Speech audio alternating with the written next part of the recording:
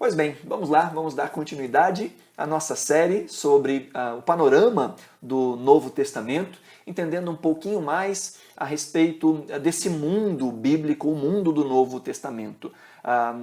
Nosso último encontro, nós vimos um pouco, de maneira bem geral, o que significa essa ideia de Novo Testamento, uma visão a respeito de uma nova aliança ou da descrição de um novo pacto, e que o Novo Testamento vai narrar eventos a partir desse novo pacto. Ainda que os evangelhos estejam contando coisas que acontecem antes do início do novo pacto propriamente dito, que o novo pacto começa, ou a nova aliança começa com a morte e a ressurreição de Jesus. Mas os evangelhos narram antes disso, né? Narram a profecia a respeito de Jesus se cumprindo, narra um pouquinho da infância de Jesus, que se concentra muito mais no ministério terreno de Jesus, e então na última semana, na semana da crucificação, morte e ressurreição de Jesus. A partir da ressurreição, então, nós falamos que é o novo pacto, ou o Novo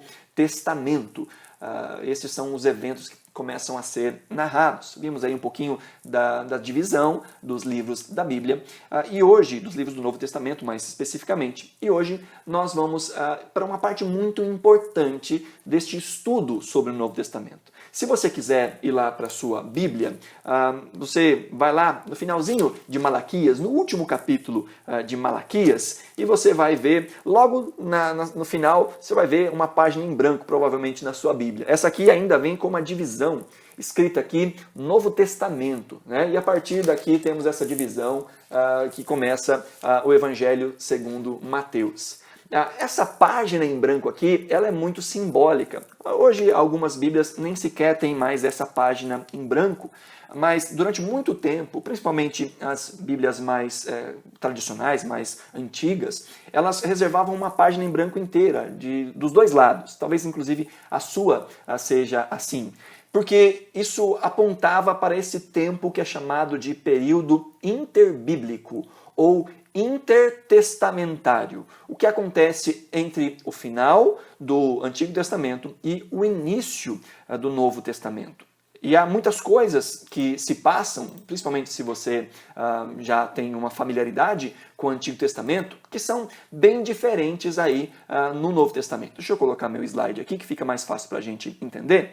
Então, esse período interbíblico vai tratar aí desse início ou do final do Antigo Testamento e o início do Novo Testamento, um período de aproximadamente 400 anos. Se você se lembrar, Malaquias vai terminar aqui com uma profecia a respeito do retorno de Elias. Que Elias viria e ele então traria ou apontaria para o Messias. Se você olhar aí em Malaquias capítulo 4, último capítulo de Malaquias, no versículo 5, vai dizer o seguinte: Vejam, eu enviarei a vocês o profeta Elias, antes do grande e temível dia do Senhor. Ele fará com que os corações dos pais se voltem para os seus filhos e o coração dos filhos para os seus pais. Do contrário, eu virei e castigarei a terra com maldição. Aqui nós vemos a profecia de Deus a respeito de que enviaria à frente, antes do dia do Senhor, enviaria à frente Elias. Quando nós vamos lá para o Evangelho de Lucas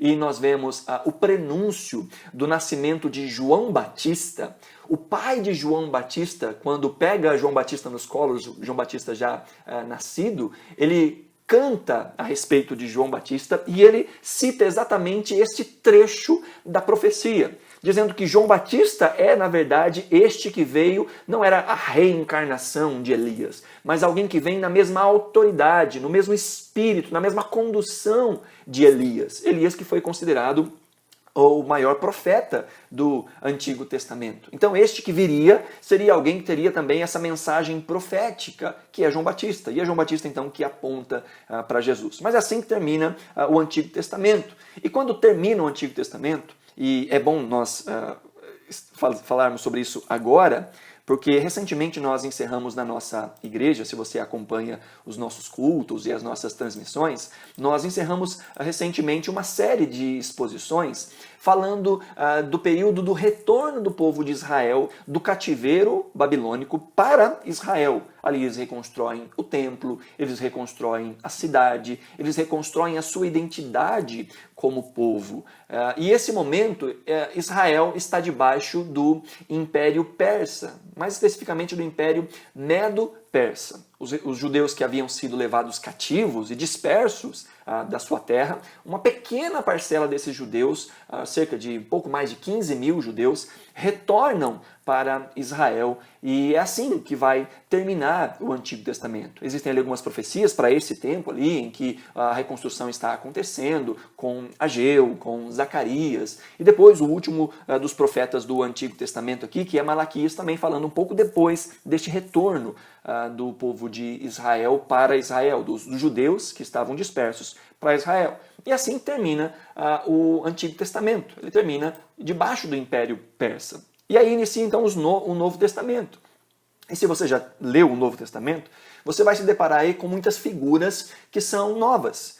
Que se você está lendo a Bíblia numa continuidade, termina Malaquias e começa a ler Mateus, é um outro mundo, são outras figuras, são outros lugares, são outros nomes importantes, são muitas coisas diferentes. Porque quando nós chegamos no Novo Testamento, nós vemos já muitos judeus em Israel, muitos judeus ali em toda aquela região, não só de Jerusalém, mas também nas cercanias, nas cidades ao redor de Jerusalém. Nós vemos que já não é mais o Império Persa, mas agora é o Império Romano quem está lidando. Nós vemos que a língua que esse povo fala agora é uma língua diferente, eles estão falando agora o grego, e nós vemos muitos lugares importantes citados que não são em nenhum momento citados no Antigo Testamento, principalmente quando nós vamos para as cartas do apóstolo Paulo, para as igrejas às quais essas cartas foram escritas. Nós vemos ali muitas cidades, muitas regiões que aparecem pela primeira vez diante dos olhos do leitor das Escrituras. Esse período interbíblico é chamado também de silêncio profético. Porque durante 400 anos, mais ou menos, Deus não se comunicava com o seu povo de maneira direta, como eles estavam acostumados, através da palavra profética. A única palavra profética que eles tinham era aquilo que estava registrado nas Escrituras. E havia muitas promessas que estavam ali expostas no Antigo Testamento que ainda não haviam sido cumpridas. E durante esses 400 anos, Deus fica em silêncio. É claro que nós vamos perceber hoje que não era um silêncio de fato, porque Deus vai falar conosco de duas maneiras. Deus fala conosco através da sua providência e através da sua palavra. No Antigo Testamento, principalmente através da palavra falada dos profetas, ou daqueles que se levantavam e relembravam a Torá, né? Mas Deus fala também conosco através da providência. E o que é a providência? É o cuidado de Deus. O cuidado de Deus que move, inclusive, a história da humanidade, que move os reinos, que move os impérios. Se você prestou muita atenção na nossa série de exposições sobre restauração, em que nós falamos muito sobre o retorno do povo de Israel para Jerusalém, você viu ali como Deus é o protagonista de tudo, que é Ele quem leva o povo, que permite que o povo vá cativo, tanto pelos assírios, vá cativo, e depois pelos babilônicos, vai cativo o povo. É Deus quem preserva o povo, é Deus quem levanta representantes que vão guardar o povo, é Deus quem depois abre o coração do rei Ciro e permite que o povo retorne para a sua terra, que abre o coração do povo para que retorne à sua terra. Então a gente vê uma ação de Deus constante. E durante esses 400 anos, nós também vamos ver a ação constante de Deus, movendo na história, embora Ele não estivesse falando através dos seus profetas. Deus não estava em silêncio. O apóstolo Paulo, em determinado momento nas Escrituras, no livro de Atos, ele vai dizer que Deus nunca ficou sem testemunha, que Deus sempre falou, ele nunca ficou sem testemunha ao longo da história. E o período interbíblico nos mostra muito do agir de Deus nos bastidores. Há muitos que dizem que nesse momento Deus estava nos bastidores, mas Deus sempre move as cenas nos bastidores que Ele está. Deus é este que tem a história na palma das suas mãos. Embora os impérios se levantem, caiam, embora os reis tenham as suas vontades, realizem as suas vontades, no fim das contas, tudo está convergindo para acontecer de acordo com a plena vontade de Deus, com a própria vontade de Deus. Há um agir humano, há uma responsabilidade humana acontecendo, mas isso está caminhando de uma maneira entrelaçada, amalgamada com o plano de Deus. E então esse tempo é chamado de silêncio profético. E nós vemos aqui muitas mudanças no cenário. Mudanças de ordem geopolítica, mudanças culturais, mudanças religiosas. De uma maneira resumida, no Novo Testamento nós percebemos um mundo judeu, nós percebemos um mundo grego e um mundo romano, que também se entrelaçam. Tudo está acontecendo ali dentro de uma cultura judaica, mas também de uma cultura que está amalgamada com pensamento, com a linguagem, com muitas coisas, muitos traços culturais dos gregos. Então uma religião judaica, uma cultura grega, debaixo de uma política e de um império que é romano. É interessante perceber também, pensar que, é óbvio, depois de Jesus, a figura de maior destaque no Novo Testamento é o apóstolo Paulo, que escreveu praticamente metade do Novo Testamento. E Paulo é essa figura tão icônica de alguém que é tocado por esses três elementos. Paulo é esse que era um cidadão romano, que era judeu e que era extremamente versado na cultura grega. Alguém muito inteligente, alguém que conhecia muito a cultura, os poetas da cultura grega, cita textos dos poetas. Nós temos trechos nas Escrituras de Paulo falando, citando poetas gregos. Então Paulo é este elemento que simboliza muito bem este tempo novo, ou este tempo do Novo Testamento, esse amalgamar de mundos, de culturas que está acontecendo ali no tempo do Novo Testamento. Isso vai acontecer então, essa escalada vai se dar nesse período interbíblico. E quando nós chegamos no Novo Testamento, já estamos dentro desse mundo que é judaico, grego e romano ao mesmo tempo. Há um texto nas Escrituras que resume muito bem o que isso significa, ou que resume muito bem como esses três mundos eram de fato importantes neste tempo do Novo Testamento. Ao falar a respeito da crucificação de Jesus, João vai relatar, lá em João capítulo 19, no versículo 19 a 20, que Pilatos mandou preparar uma placa e pregá-la na cruz, com a seguinte inscrição: Jesus Nazareno, o rei dos judeus. Olha o verso 20, que interessante. Muitos dos judeus leram a placa, pois o lugar em que Jesus foi crucificado ficava próximo da cidade. E a placa estava escrito em aramaico, latim e grego. Por que estava escrito nessas três línguas? Porque é essa junção desses três mundos. A língua que os judeus falavam nesse momento, a língua do dia a dia, a língua que eles conversavam entre si, era o aramaico, a língua do coração, por assim dizer. Muito provavelmente Jesus proferiu todos os seus discursos em aramaico, embora depois eles foram registrados em grego.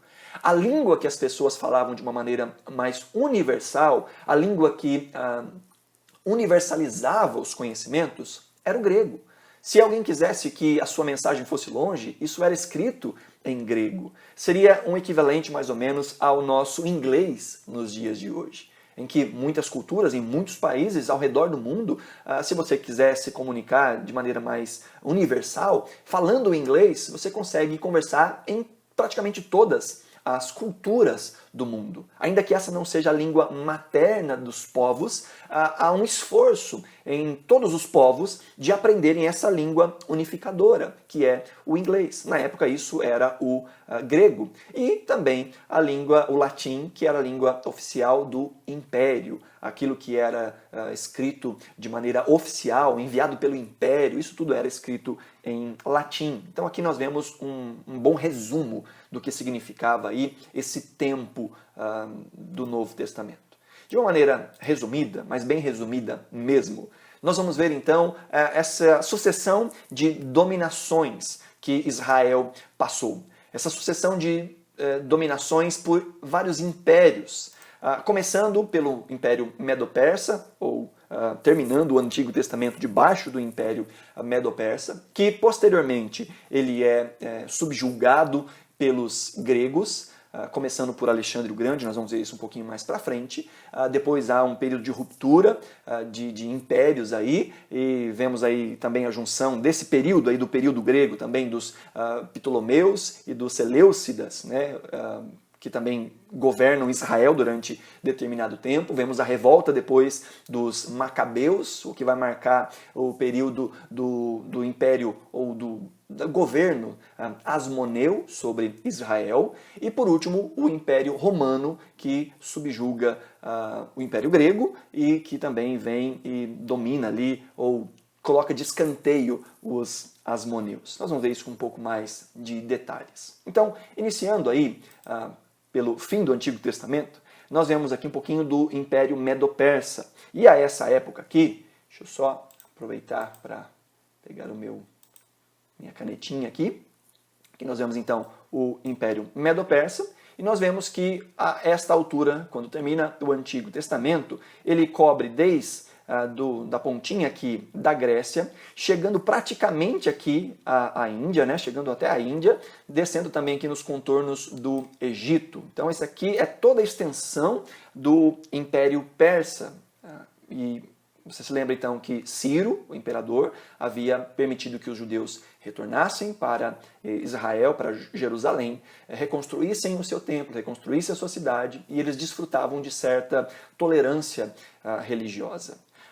Depois disso, então, vai surgir aí um nome muito importante, um homem chamado Filipe da Macedônia. Depois a gente vai falar dessa fotinha aí. Filipe da Macedônia, que ele era um morador da Macedônia, ou, na verdade ele era um grande governante, um imperador da Macedônia, e ele tinha o sonho de espalhar a cultura grega por todo o mundo. A esse momento, a Pérsia já havia tentado várias vezes subjugar a Grécia. E a ideia de Filipe da Macedônia era espalhar o conhecimento. Era menos uma vontade bélica e mais uma vontade cultural.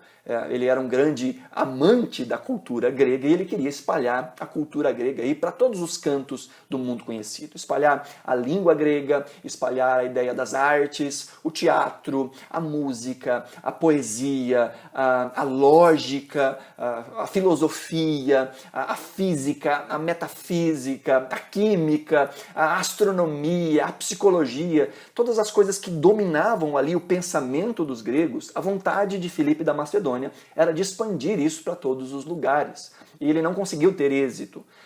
Mas ele queria tanto que isso acontecesse que o filho dele, um homem chamado Alexandre, agora sim, este aí do busto, o busto que nós vemos nessa foto, Alexandre o Grande, vai ficar sendo conhecido, ele por assim dizer, criado, né, filosoficamente, ele é criado aos pés de um grande filósofo da época, um homem chamado Aristóteles. Já ouviu falar de Aristóteles?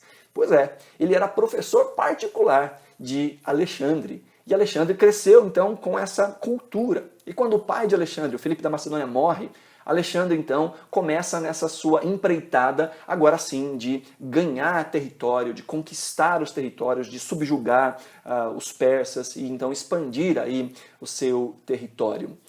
Alexandre começa muito jovem, com menos de 20 anos ele começa esse domínio. E é muito interessante pensar em tudo isso aqui que nós estamos vendo, essa sequência aí de dominações, porque isso está descrito nas Escrituras. Daniel profetiza a respeito desse momento de conquistas que Israel vai passando, ou que os impérios que vão sendo subjugados. Daniel, lá no capítulo 8, vai falar a respeito de Alexandre. É óbvio que não vai falar o nome Alexandre, mas vai falar de coisas que estão diretamente relacionadas com Alexandre.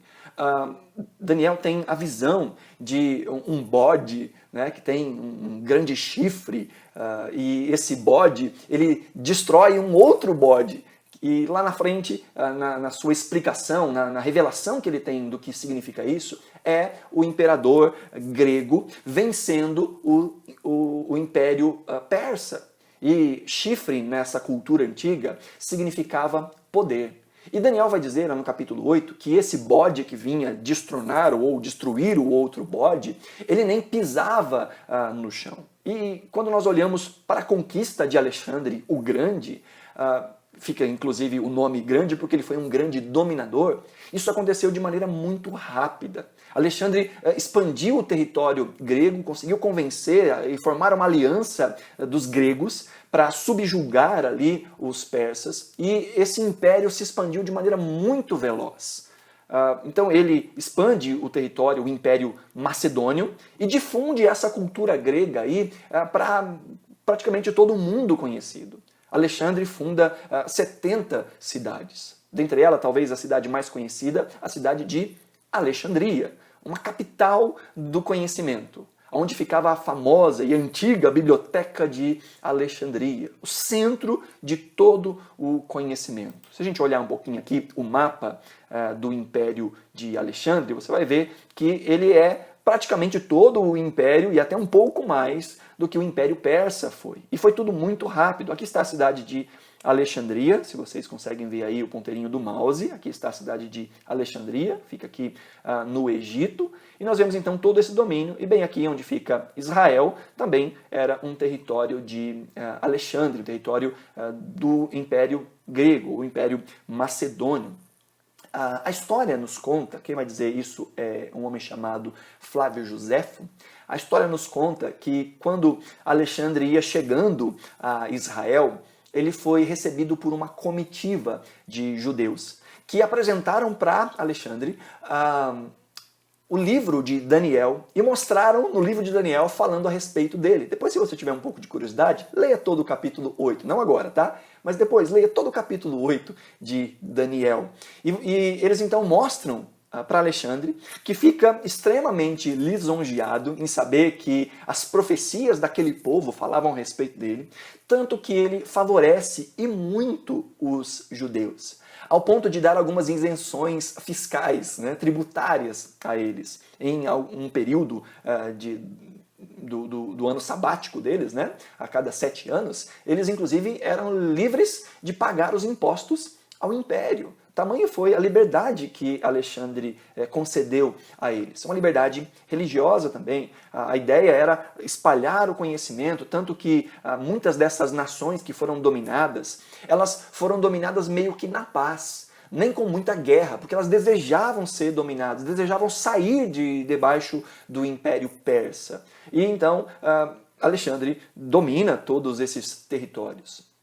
Mas assim como ele começou muito cedo, Alexandre também morre muito cedo e sem deixar descendentes. Na verdade, ele deixa a sua esposa grávida, mas o filho de Alexandre, que estava no ventre ainda, nem é cogitado para ser o sucessor no império. O que acontece é que nos bastidores já havia uma pequena briga, na verdade uma grande briga, mas de bastidores ainda, que quando Alexandre morre se torna um grande celeuma e que depois é resolvido. A briga é entre 4 generais. E quando Alexandre morre, um pouco tempo depois disso acontecer, o império, que agora era o Império Grego, né, ele é dividido em partes para estes 4 generais. Os 4 generais são esses aí, ó, o Cassandro, o Lisímaco, o Seleuco e o Ptolomeu. E a gente vê aqui as divisões aí desses territórios, né? A parte aqui de Cassandro fica com a Macedônia, uma parte da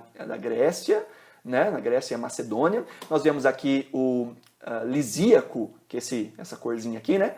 Que ele fica com um pedacinho da Ásia Menor, essa parte aqui da Ásia Menor, e também a região de Trácia. Aí nós vemos o Seleuco, que é essa região bem maior, que pega também uma parte da Ásia Menor, parte também da Pérsia, uma parte bem grande aí da Pérsia, a Síria, a Babilônia, e aqui embaixo, dominando o Egito, né, e um pouquinho aqui também dessa região próxima a Jerusalém, e aqui também nessa regiãozinha aqui, nós vemos os Ptolomeus, ou Ptolomeu. Esses são nomes de generais que vão se tornar em impérios. Tanto que depois os seus sucessores vão adotando também esses nomes para si mesmo. Então começam os Ptolomeus, ou Ptolomaicos, e os Seleucidas, né? E por que é importante nós vermos isso? Isso aqui não é só uma aula de geografia bíblica não, tá? É muito importante nós percebermos isso. Aqui, se você viu a nossa última mensagem, no domingo, quando eu falei a respeito das igrejas às quais o apóstolo Pedro escreve as suas cartas, elas estavam contidas aqui, ó, dentro dessa região que é chamada da região da Ásia Menor, onde hoje é a atual Turquia, tá bom? Bem nessa regiãozinha aqui. Nós não vamos falar de Cassandro e Lisímaco, que não fazem muito parte daquilo que nós precisamos entender. Mas é importante nós pensarmos nesses dois aqui. No Seleuco, nos Seleucidas, e nos Ptolomeus, ou no Império Ptolomaico, né, que está aqui embaixo. Quando dessa divisão do Império Grego nessas partes, a princípio, quem cuidava de Israel, ou de Jerusalém, aqui, de toda a região de Israel, ficou na mão dos Ptolomeus, que ficaram, então, de fato, governando ou dominando a região ali de Jerusalém. Mas percebe que Israel está bem aqui na divisa entre o Império Ptolomaico, ou Ptolomeu, e o Império Seleucida. Está bem aqui nessa divisão. E o que acontece é que havia, então, muita briga por território nessa divisão aqui, nessas fronteiras. E Israel estava no meio dessa guerra. Os Ptolomeus foram bem generosos com Israel durante o seu tempo de governo. A capital desse império era a cidade de Alexandria. E como capital do conhecimento, uma das coisas que se fazia naquela época era tentar unificar a língua dos povos, e faziam isso, inclusive, traduzindo os principais livros das culturas dos povos ao redor, traduzindo esses livros para o grego. É nesse período em que a Bíblia judaica ela é traduzida para o grego, numa tradução que ficou sendo conhecida como Septuaginta. Septuaginta é a tradução da Bíblia hebraica para o grego. Ela ficou sendo chamada de Septuaginta porque ela foi traduzida por um pouco mais de 70 homens. Na verdade, 72 homens traduziram a Bíblia. Há inclusive aí uma história, isso é tido mais como um folclore do que como verdade, de que foram 72 homens, de fato, que traduziram a Bíblia hebraica, o Antigo Testamento, para o grego, e que eles traduziram durante 72 semanas, traduziram esse texto.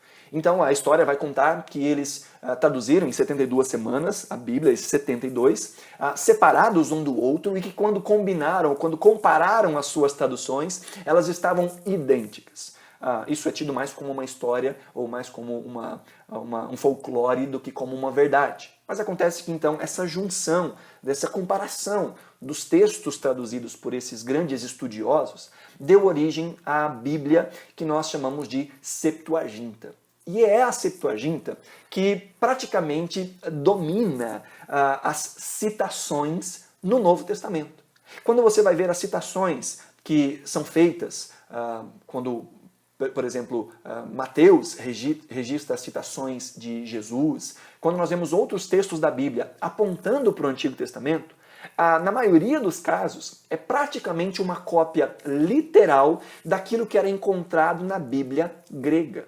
Veja, a ordem das palavras era igual, a escolha das palavras era igual. Então, muito provavelmente, eles se inspiravam e tinham a Bíblia, a Septuaginta, como a Bíblia oficial ali durante esse tempo do Império Romano, com a influência dessa cultura grega. Então veja a importância da língua que é desenvolvida aqui pelo Império Grego, o Império Macedônio, e principalmente a tradução das escrituras da Bíblia hebraica para o grego durante o período aí dos Ptolomeus. Tá bom? Então, os Ptolomeus, durante um bom tempo, permitiam, né, a manutenção de uma certa liberdade da cultura judaica. Houveram alguns casos de exceção.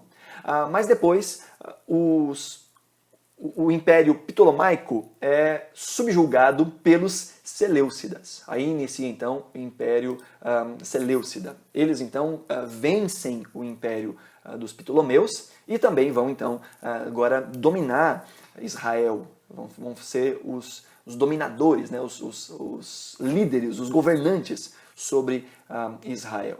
E eles que ficavam, então, aqui, ao norte de Israel, através de um homem chamado Antíoco III, ele vence o imperador Ptolomeu V, veja, Antíoco vence o Ptolomeu V e domina, então, essa região da Palestina, inclusive Israel. E a ideia dos Seleucidas era mais de forçar a cultura grega. Não era de paz, não era de uma tentativa de aculturar o povo aos poucos, mas era uma tentativa de forçar mesmo. Ao ponto de que o descendente aí de Antíoco, um homem chamado Antíoco Epifânio, até o nome Epifânio fala de epifania, né? Ele se achava a manifestação carnal de Deus. Que ele era o próprio Deus encarnado, esse homem chamado Antíoco, que também é conhecido como Antíoco Epifânio. E ele tentou forçar os judeus a assimilarem a cultura grega de maneira tão violenta, ao ponto de que ele proibiu que os judeus adorassem a Deus da maneira como eles estavam acostumados a sacrificar ao Senhor, proibiu a circuncisão no povo de Israel, proibiu a guarda dos dias de festa de Israel, sábado e os dias de festa, e ele foi muito além disso. Ele invade o templo do povo de Israel, invade o templo do Senhor, e ali ele ergue um altar, ele vai erigir um altar a Zeus. E não só isso, dentro do templo de Deus, dentro do templo do Senhor, ele sacrifica uma porca. Isso mesmo, a porca, a esposa do porco. E você sabe muito bem o quanto o porco era tido como imundo dentro da cultura judaica. Então ele profana o templo do Senhor. Ele faz essa grande afronta dentro do templo do Senhor. Ao ponto dele ser chamado durante muito tempo, e até os dias de hoje pelos judeus, chamado de o abominável da desolação. Abominável da desolação. Você vai ver essa expressão de novo no Novo Testamento, falando de umas coisas que estão para acontecer no fim. Mas é Antíoco Epifânio que recebe esse nome, porque ele literalmente desgraça a história do povo, a cultura do povo, a religião dos israelitas, obrigando a que eles abandonem completamente o seu temor ao Senhor. E é claro que isso não foi recebido pelos judeus de uma maneira muito amistosa, o que na verdade vai trazer grande resistência e vai provocar aquilo que ficou conhecido como a revolta dos Macabeus. O povo, então, os judeus que viviam aí a essa época, debaixo do Império Seleucida, se revoltam, começando com um homem chamado Matatias, que daí os seus primeiros indícios dessa revolta, mas essa revolta vai culminar mesmo com um dos descendentes de Matatias, um homem chamado Judas Macabeus. Macabeu significa martelo, né? Então é uma revolta bem forte, bem martelante. E eles então vão para dominar aí o Império Seleucida e retomar Jerusalém como sua possessão, como sua terra, né? Expulsar aí os Seleucidas. E eles têm êxito nisso. Lá por volta do ano de 164 a.C., os Macabeus já tinham reconquistado Jerusalém, já tinham purificado o templo e já tinham restituído a liturgia diária, os sacrifícios que aconteciam no templo. É até interessante, eu coloquei essa imagenzinha aí, que é um símbolo muito importante para os judeus. Esse aí não é a menorá, tá bom? A menorá era o candelabro que ficava dentro do templo, onde ficava sempre aceso ali, demonstrando a presença contínua do Senhor. E a menorá, ela era acesa com um óleo muito especial. Depois, se você quiser ler também, vai anotando aí, tá? Em Êxodo, capítulo 27, nós vemos ali como deveria ser a preparação do óleo que era colocado na menorá para que ela se mantivesse acesa. Esse óleo demorava 7 dias para ser preparado. Então, os judeus estavam em constante preparação desse óleo e mantinham uma porção dentro de uma botija que era equivalente a um dia dessa menorá acesa. E quando então os macabeus conseguiram trazer de volta a sua identidade e purificaram o templo, eles encontraram ali a menorá, que já estava apagada, e encontraram apenas uma botija de azeite para a menorá. Não havia mais nada preparado, só tinha uma botija. E uma botija era equivalente à duração de um dia daquela menorá. E levava mais 7 dias para que ficasse pronto o óleo que seria colocado novamente na menorá. E a história conta que houve então um grande milagre ali. Porque mesmo assim os macabeus então eles vão acender a menorá, um sinal do retorno da glória do Senhor a Israel, a Jerusalém. E ao invés de durar apenas um dia, aquela menorá ficou acesa durante 8 dias. É isso que conta a história dos macabeus. E então esse período, esse milagre aí, ficou conhecido como Hanukkah. E os judeus até o dia de hoje celebram o Hanukkah. E esse candelabro que você tem aí, esse não é a menorá. Esse candelabro é o candelabro do Hanukkah. E aí você vai ver que ele tem aí 8 bracinhos, né? E um bracinho central, que é essa vela aí, que é chamada de servente, ela vai ser usada para acender cada uma das velas durante os 8 dias de festa do Hanukkah, que começa no dia 24 de dezembro, coincidindo aí praticamente com o nosso Natal, e vai até o Ano Novo, né? Então aí ficam esses 8 dias de celebração. Alguns, inclusive, dizem que o Hanukkah é o Natal dos judeus, mas não tem nada a ver uma coisa com a outra. Eles celebram a festa o Hanukkah, a festa das luzes. Tá? É interessante que nós vemos nos evangelhos um momento, essa festa também está registrada nos evangelhos, e Jesus vai a Jerusalém para participar dessa festa aí, a festa das luzes. Bom, então essa é a revolta dos macabeus. Eles conseguem trazer de volta o domínio ali sobre Israel.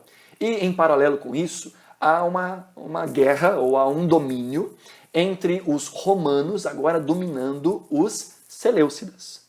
Os romanos dominam os seleucidas. E esse período aqui dos macabeus vai começar então com aquele império ou período de dominação que ficou conhecido como o Asmoneu, em que os descendentes aí dos macabeus, eles assumem para si essas prerrogativas de príncipes, né, mas também de sacerdotes. Eram eles que oficiavam as coisas ali dentro do templo. Isso vai gerar muitas guerras também internas, muitas brigas internas. E aí então o Império Romano já havia subjugado os seleucidas, implantam aquilo que fica chamado de a Pax Romana, né, a paz romana, deixam os judeus ali em paz durante um tempo, até que começa uma briga entre dois sumos sacerdotes, entre dois sacerdotes dos asmoneus aí. Eles começam a brigar, então os romanos entram em ação e agora passam também a dominar de maneira ativa a cidade de Jerusalém e toda Israel ali. Então aí nós chegamos para esse tempo dos romanos. Está conseguindo acompanhar aí, né? Então aí nós vamos para o tempo dos romanos, que agora estão também dominando não só todo o que antes foi o império dos gregos, né? Dos macedônios, dos gregos, mas agora também já estão agindo e ativamente dominando Israel. Essa Pax Romana, ela tinha muito a ver com o desejo dos romanos de estabelecer paz, de fato, sobre o mundo conhecido, de evitar guerras. E é por isso que quando começa o confronto ali em Israel, para ver quem é que vai assumir ali o governo de Israel, dentre os asmoneus, eles entram então para dizer, não, nada de guerra aqui enquanto vocês estão debaixo da nossa tutela, enquanto nós somos o império. Essa Pax Romana, ela também foi estabelecida através da construção aí das famosas estradas romanas. Foram muitas estradas romanas. Na verdade, fica estimado que os romanos construíram neste tempo mais de 400 mil quilômetros de estradas por todo o mundo conhecido. Desses 400 mil quilômetros de estrada, mais de 80 mil quilômetros de estradas pavimentadas. Isso aí é para trazer inveja a qualquer prefeito, né, governador. Mais de 80 mil quilômetros pavimentados aí. Pavimentados assim, como vocês estão vendo, com pedras grandes, muito bem colocadas, muitas dessas estradas preservadas como essa estrada aí, estrada real do tempo romano, que é estrada de acesso até os dias de hoje. Tamanha a excelência naquilo que eles faziam, não só nas estradas, mas de toda a sua arquitetura, os aquedutos que os romanos construíam para levar água de um lugar para o outro, também são grandes obras de engenharia, os grandes arcos de pedras tão pesadas que com a engenharia dos romanos se mantinham ali de pé certinho, com pontos de tensão corretos. Então os romanos aí, eles estão nesse período de grande expansão das estradas. E não só estradas, mas também da segurança. Era muito mais seguro viajar por essas estradas, porque elas eram guardadas por muitos soldados romanos. Muitos soldados romanos. Deixa eu tirar isso aqui, que isso aqui não faz parte. Só um minuto. Bom, deixa aí por enquanto. Muitos soldados romanos, então, guardavam as estradas de Roma, o que fazia com que elas fossem, certamente, bem mais seguras do que outras rotas. É nessa época também que fica muito mais seguro, vai prestando atenção nesses detalhes, os correios, né? Fica muito mais seguro mandar cartas de um lado para o outro. Então, a ligação, as conversas, a globalização, né, vai se tornando ainda mais possível para a época. Muito mais seguro mandar carta de um lugar para o outro. São por essas estradas que o apóstolo Paulo vai seguir. São por essas estradas que as cartas escritas pelos discípulos do Senhor vão seguir aí rumo às igrejas, por meio dessa Pax Romana, que era não só aí nas estradas, mas também através da navegação pelo mar, pelos navios, também guardado pelos romanos. Nesse período de dominação dos romanos em Israel, um homem que ajudou muito nesse período, principalmente na região da Judéia, que ajudou a fomentar e a estabelecer ali o Império Romano na Judéia, foi um homem chamado Antípatro. Antípatro. Talvez esse nome você não conheça muito bem. Antípatro não seja um nome que lhe é muito familiar. Mas com certeza o filho dele você vai se lembrar. Um homem chamado Herodes. Antípatro, que era um idumeu, ele ajudou então o Império Romano a se estabelecer ali na região da Judéia e acabou recebendo a graça do Império Romano de poder ver o seu filho sendo tornado rei dos judeus.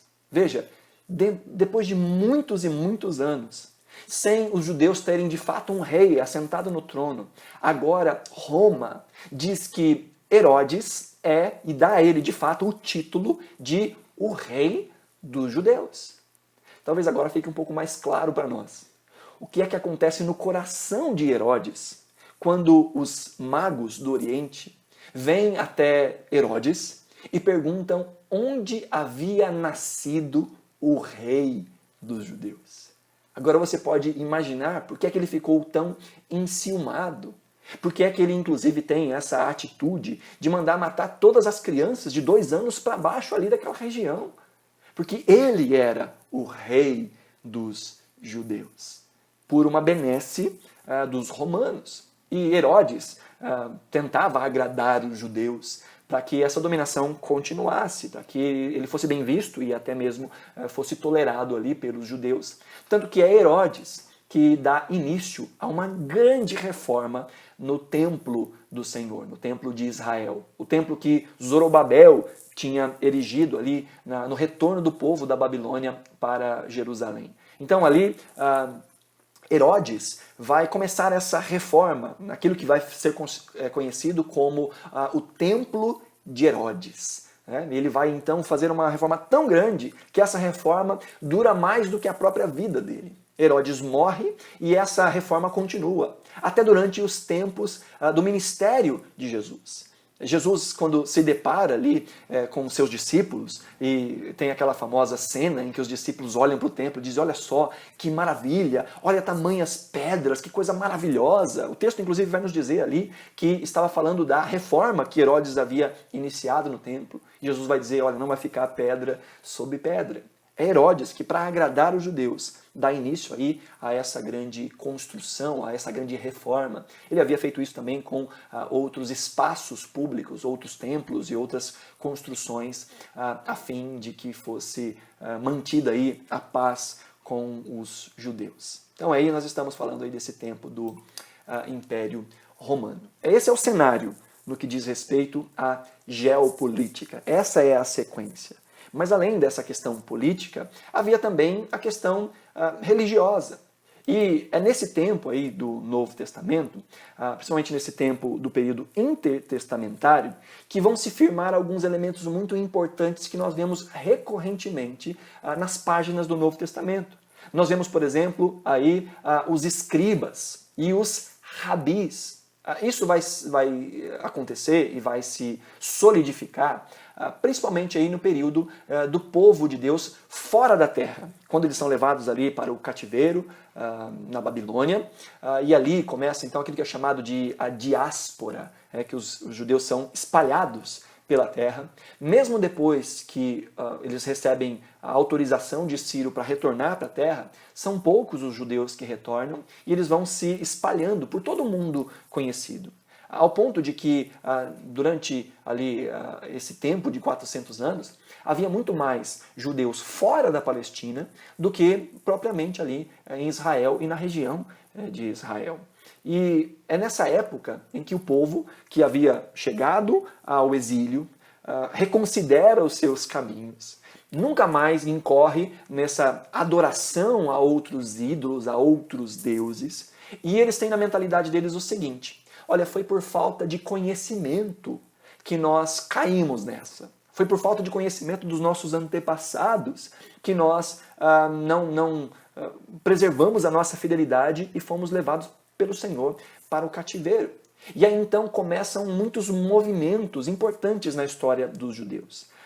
Começa, por exemplo, as sinagogas. E é nessas sinagogas onde se ensinava a Torá, a Bíblia.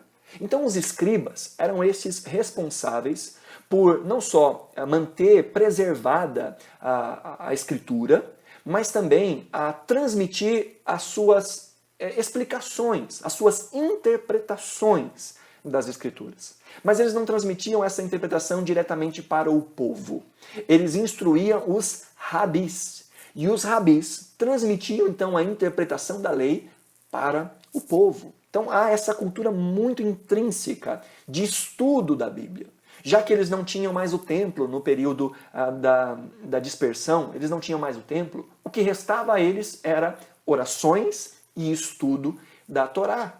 E isso então se torna muito forte dentro da cultura de Israel. Então aí vem o desenvolvimento das sinagogas, que eram esses espaços públicos de oração, de clamor por uma restauração de Israel e também pelo ensino da Torá, pelo ensino das Escrituras. Só restava para eles, então, essa profundidade nas Escrituras. E durante o período do Império de Alexandre, ele que foi muito favorável aos judeus, ele permitiu que muitas sinagogas fossem espalhadas por todo o Império grego da época. Então havia sinagogas até mesmo na Macedônia, até mesmo ali na região da Grécia. Havia muitas sinagogas. E então o pensamento judaico estava sendo difundido aí por todo o mundo. Além disso, nós já vimos a respeito da Septuaginta, é dentro desse período político em que a Bíblia é traduzida para uma linguagem que poderia ser lida agora por todo o mundo conhecido. E além disso, haviam aí os grupos religiosos que vão nascer nesse período também, que são os grupos religiosos que nós vemos várias e várias vezes aí no Novo Testamento. Os mais famosos são aqueles que estavam brigando constantemente. Desses escribas, desses rabis, que eram chamados também de Hassidins, que eram os separados, né? Eram aqueles que não queriam mais se contaminar, que tinham um grande zelo pela Escritura. Desses Hassidins nasce um partido ou um grupo dos judeus que fica conhecido como os fariseus. Os fariseus eram aqueles que se separavam completamente aí dessa tentativa de aculturação, dessa tentativa de imposição de um pensamento que não era o pensamento judaico. Os fariseus, o nome fariseu significa separados, eles eram de fato separatistas, eles não queriam se misturar. E com o tempo vão se tornando de fato muito legalistas. Eles davam um grande valor para toda a Escritura, não só para os textos de Moisés, para o Pentateuco, mas para toda a Escritura, e começa, inclusive, a valorizar muito aquilo que era chamado de a tradição oral, ao ponto de colocar a tradição oral também até acima das Escrituras, que era, na verdade, a interpretação dos rabis sobre as Escrituras. Eram as regras ou os desdobramentos daquilo que os rabis entendiam da Torá, então explicavam. Isso ia se tornando a tradição oral, ao ponto de que eles inventavam ali muitas e muitas firulas que estavam fora das Escrituras, mas eles se apegavam como se aquilo fosse Escritura. Por exemplo, as regras sobre guardar o sábado, o que significava um trabalho que era impedido no sábado. E aí eles então iam colocar lá quantos quilos uma pessoa poderia carregar sem que isso configurasse trabalho. Se um brinco na orelha de uma mulher e ela andando, se isso caracterizava trabalho ou não caracterizava trabalho. Eram muitas regras que a tradição foi trazendo e foi sendo escrita, essa tradição oral, essas explicações foram escritas, e os fariseus então começaram a colocar acima das Escrituras a própria tradição oral. Mas quando a gente pensa em fariseu, principalmente olhando para o Novo Testamento, que parece assim um xingamento, né? Fariseu, os fariseus eram muito importantes para Israel. E os fariseus produziram assim muitos bons homens, né? Talvez os mais famosos aí seja Gamaliel, que era um fariseu, um homem muito culto, que fazia parte ali do Sinédrio, alguém que inclusive foi mentor de um outro fariseu muito conhecido por nós, que foi o apóstolo Paulo. O apóstolo Paulo se diz: eu sou fariseu de fariseus. Paulo era um fariseu. E não só isso, um homem que foi muito importante para a história, também a história dos registros do povo de Israel e das imediações ali, foi um homem chamado Flávio Josefo, um grande historiador, que era também um fariseu. Mas além dos fariseus, nós vemos aí também os essênios. Os essênios, eles eram diferentes dos fariseus. Eles eram, na sua maioria, pessoas da alta cúpula. Eles eram mais políticos mesmo. Enquanto que os fariseus eram separatistas, os saduceus, eles eram integracionistas. Eles queriam, de fato, integrar aí a cultura grega com os seus pensamentos judaicos, muito favoráveis ao Império Romano, ao ponto então de serem favorecidos pelos romanos, num governo que acontecia também em Israel. Eram os saduceus que dominavam o templo e que dominavam aí essas coisas que estavam diretamente envolvidas com a religião. Diferente dos fariseus, os saduceus criam apenas nos livros escritos por Moisés, apenas no Pentateuco. Eles desprezavam o resto das escrituras. Enquanto que os fariseus criam no sobrenatural, criam em anjos, criam na ressurreição. Os saduceus não. Os saduceus não criam em nada que era sobrenatural. Não acreditavam nem em anjos, nem em demônios, nem na ressurreição. Eles negavam os outros livros da Bíblia. Eles negavam milagres. Eles eram muito e exclusivamente políticos. Eles eram liberais, eles não mantinham as tradições das Escrituras, eles eram racionalistas e eles se mesclaram muito bem ao contexto da época. E por último, o último desses três grupos tão importantes, esse menos falado, mas também importante, que eram os essênios. Os essênios vieram da mesma raiz dos fariseus, também vieram dos hassidims. Só que eles eram um pouco mais, como posso dizer, um pouco mais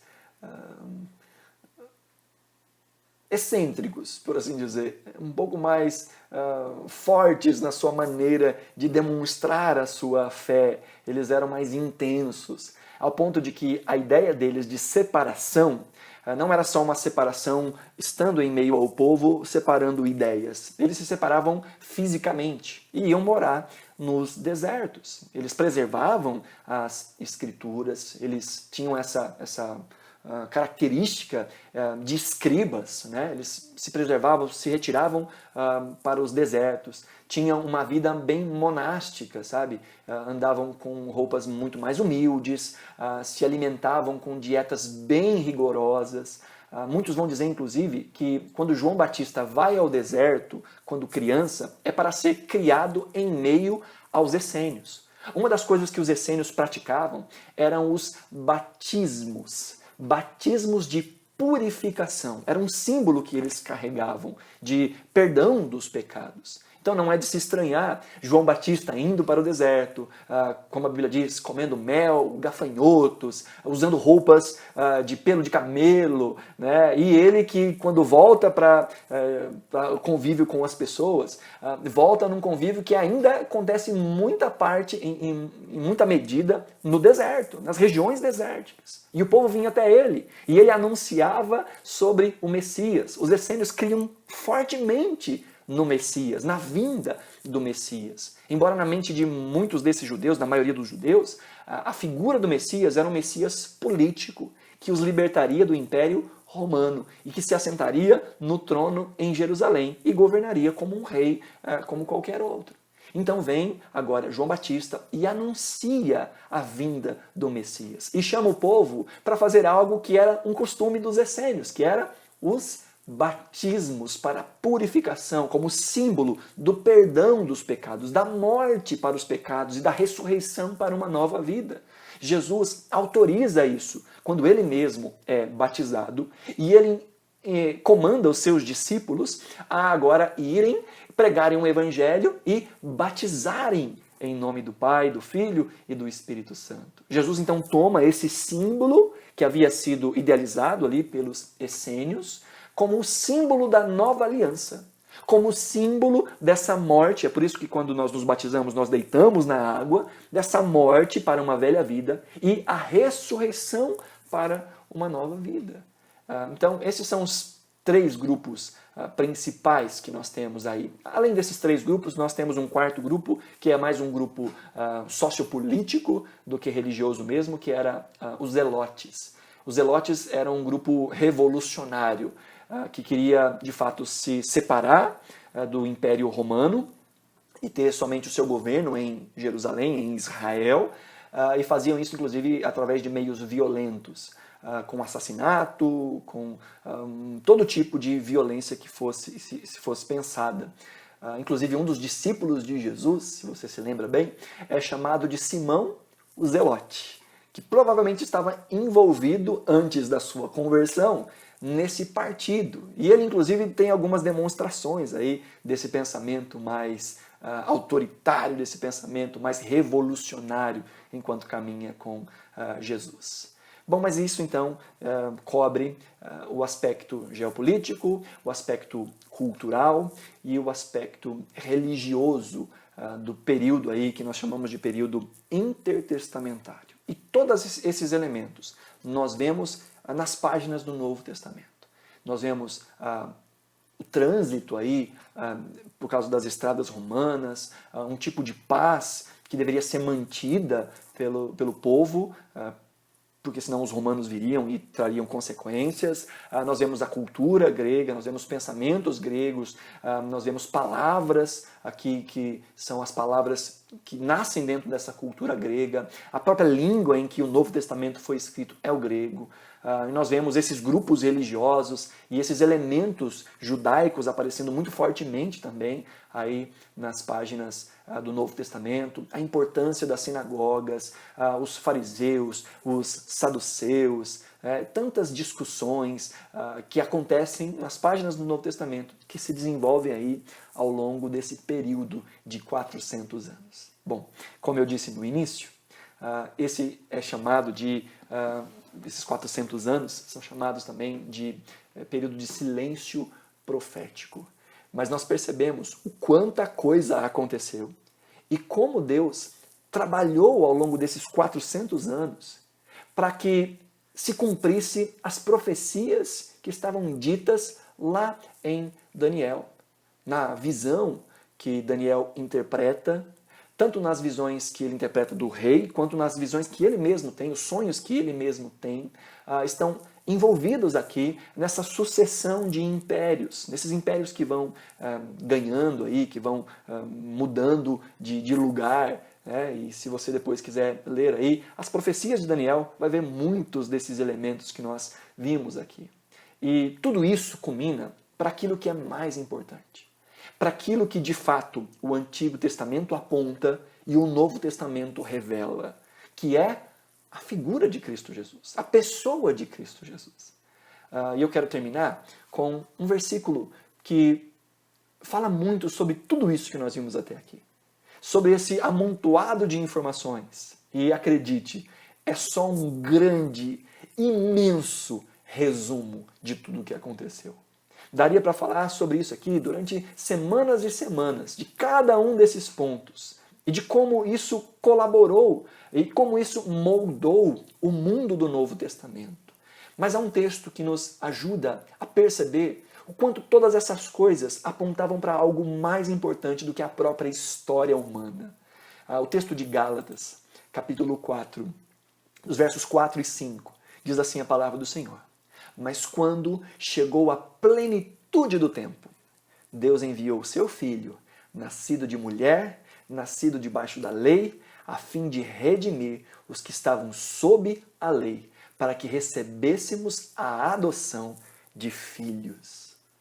Esse é o cenário que foi criado, que aqui é chamado pelo apóstolo Paulo de plenitude dos tempos, em que tudo ali estava colaborando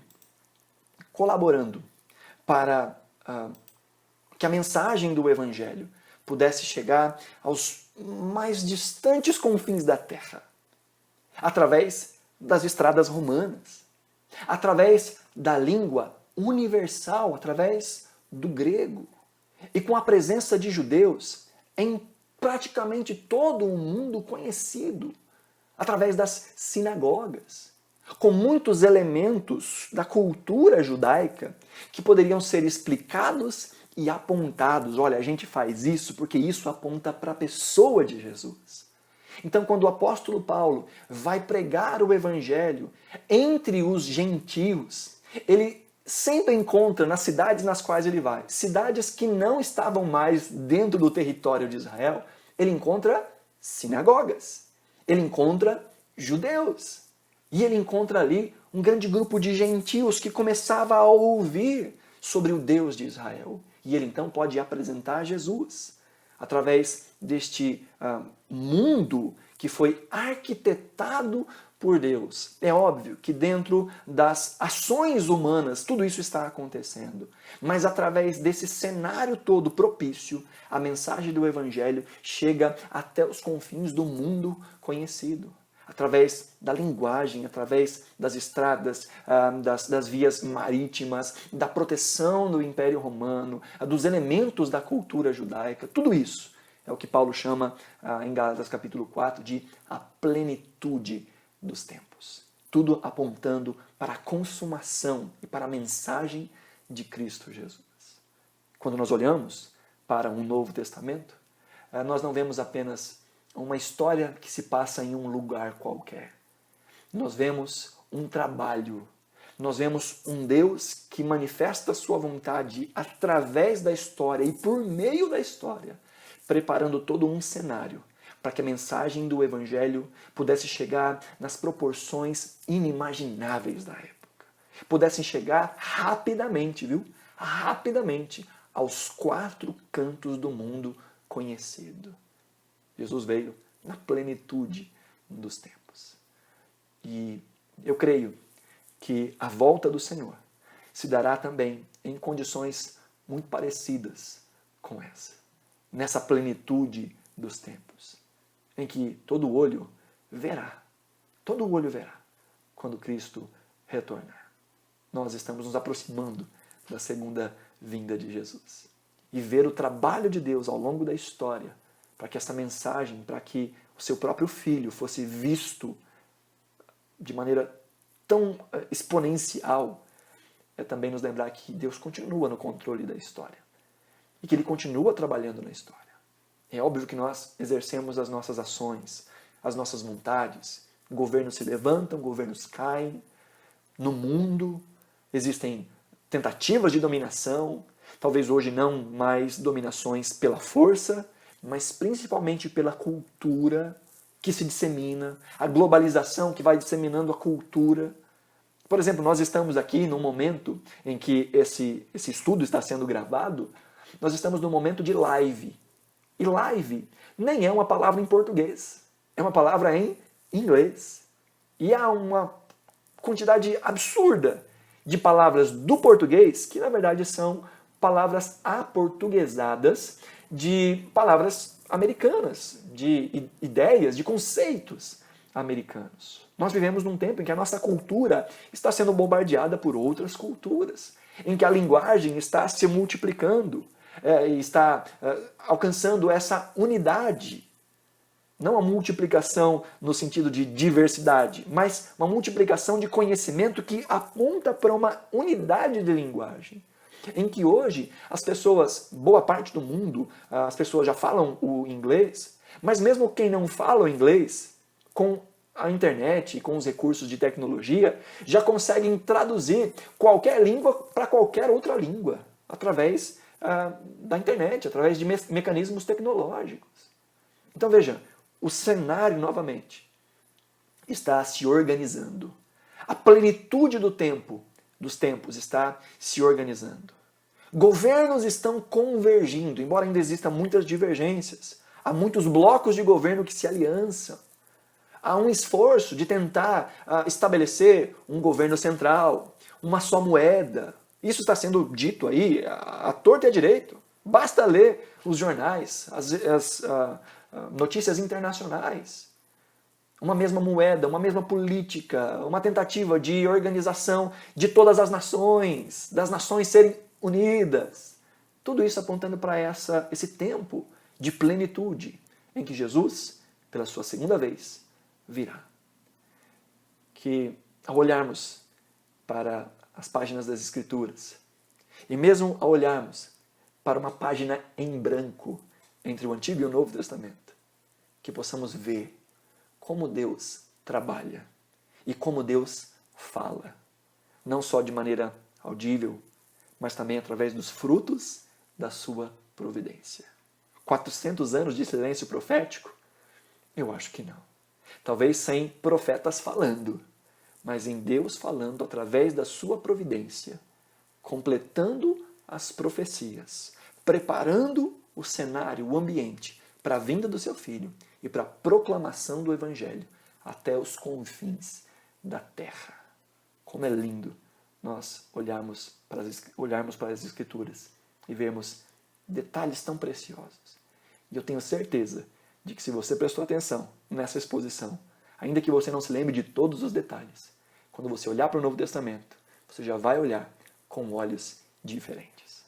Você já vai perceber alguns elementos ali que vão te fazer relembrar de algumas das coisas que nós meditamos hoje.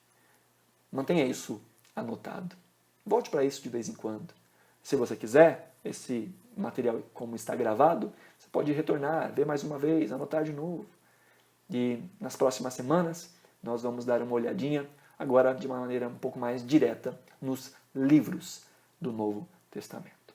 Que o Senhor nos abençoe e que esteja sendo útil para você esse conteúdo. Deus te abençoe. Até então a nossa próxima semana, se Deus assim nos permitir. Em nome de Jesus.